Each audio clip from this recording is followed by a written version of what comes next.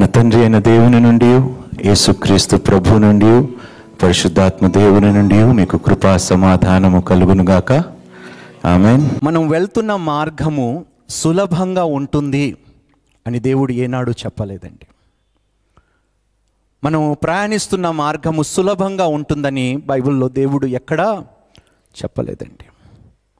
కానీ ఒక్కటి మాత్రము దేవుడు సెలవిచ్చింది ఏమిటంటే, నీకన్నా ముందు వెళ్ళి మార్గాన్ని సరళపరుస్తానని మాట దేవుడు మనకి సెలవిచ్చున్నాడు. దేవునికి స్తోత్రము. మార్గము కష్టమైనదే కానీ ఆ మార్గములో మనకి దేవుడు తోడుగా ఉంటాడని వాగ్దానం ఇచ్చాడు దేవుడు.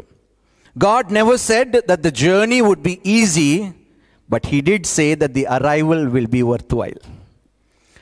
ప్రయాణము కష్టంగానే ఉంటుంది, కానీ గమ్యము చేరటం ఎంతో ఆహ్లాదకరంగా ఉంటుంది. It will be such a beautiful thing when we arrive.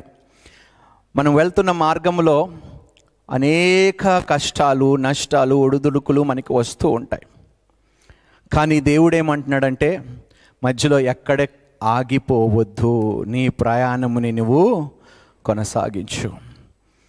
భూదిగంతముల వరకు నేను నీకు తోడై ఉన్నాను. ద్వితీయోపదేశ కాండము 10వ అధ్యాయము 11వ వచనము. మరియు యెహోవా నాతో ఇట్లనను, ఈ ప్రజలు నేను వారికి ఇచ్చేదనని వారి పితరులతో ప్రమాణము చేసిన దేశమున ప్రవేశించి స్వాధీనపరచుకొనున్నట్లు నీవు లేచి వారి ముందట సాగుమని చెప్పాను. ఇక్కడ నేను ఒక దేశముని ఇస్తున్నాను అని దేవుడు సెలవిచ్చాడు, వాగ్దానం ఇచ్చాడు. Go, the Lord said to me, and lead the people on their way, so they may enter and possess the land I swore to their ancestors to give them. వెళ్ళు, స్వాధీనపరచుకో అన్నాడు. చాలా ఈజీ మార్గము నేను ఏర్పాటు చేశాను, ఇట్ట వెళ్ళిపోతారు, ఇట్ట గమ్యము చేరతారని దేవుడు ఎక్కడా చెప్పలేదండి. వారు ప్రయాణము ఎంత కష్టంగా ఉంటుందో బహుశా ఇశ్రాయేలు ప్రజలకు కూడా తెలియకపోవచ్చింది. వాళ్ళు ప్రయాణము ప్రారంభించినప్పుడు ఎన్నో టెరిటరీస్ అంటే సరిహద్దులను దాటి వెళ్ళాల్సి వచ్చింది. ఆ సరిహద్దుల్లో ఎంతోమంది శత్రువులు ఉన్నారు, ఎన్నో ఇబ్బందులు ఉన్నాయి, ఎన్నో కష్టాలు ఉన్నాయి. కానీ ఎంత గొప్ప దేవుడు అంటే, చెప్పులు కూడా అరగకుండా, బట్ట కూడా చినగకుండా వారి గమ్యాన్ని దేవుడు వారిని చేర్చాడు. దేవునికి స్తోత్రము, హల్లెలూయా. దేవుడు ఏమన్నాడు, మీరు వెళ్ళండి, స్వాధీనపరచుకోండి. 20 లక్షలు పైచిల్లరు జనాంగము బయలుదేరారు. ఎడారిలో ఎక్కడ ప్రయాణించారండి? మనలాంటి హైవేస్ మీద కాదు, మనలాంటి వాహనాల్లో లేవు, వాళ్ళకి వాహనాలు లేవు, అంతా పాదచారులే ఉన్నారు. అక్కడ కాలనడకలోనే బయలుదేరారు.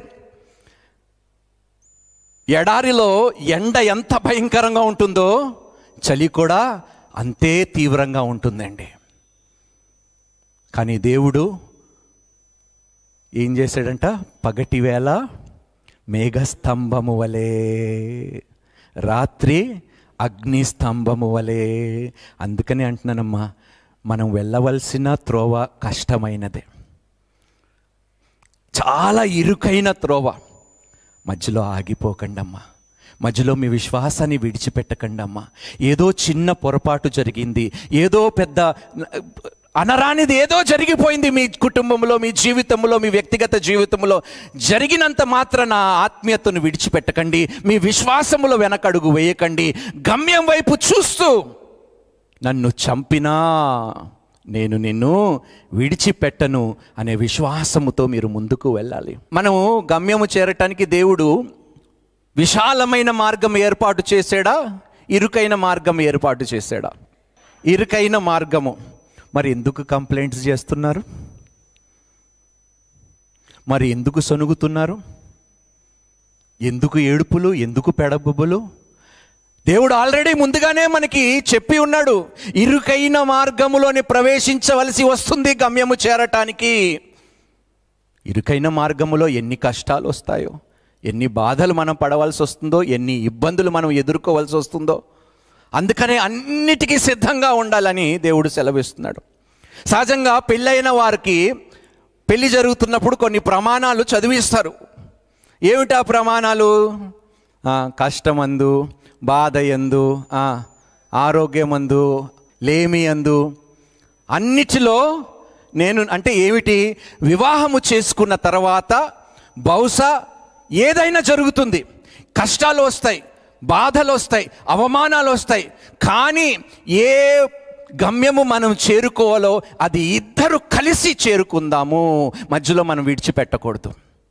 అవమానాలు వస్తాయి వివాహములో, కుటుంబాల్లో గొడవలు వస్తాయి, ఏది వచ్చినా కూడా మనం ఒక్కరి చెయ్యి ఒక్కరు విడిచిపెట్టకుండా మనము గమ్యము, మన యేసయ్య గమ్యం దగ్గరికి మనం చేరుకుందాము. దేవునికి స్తోత్రము.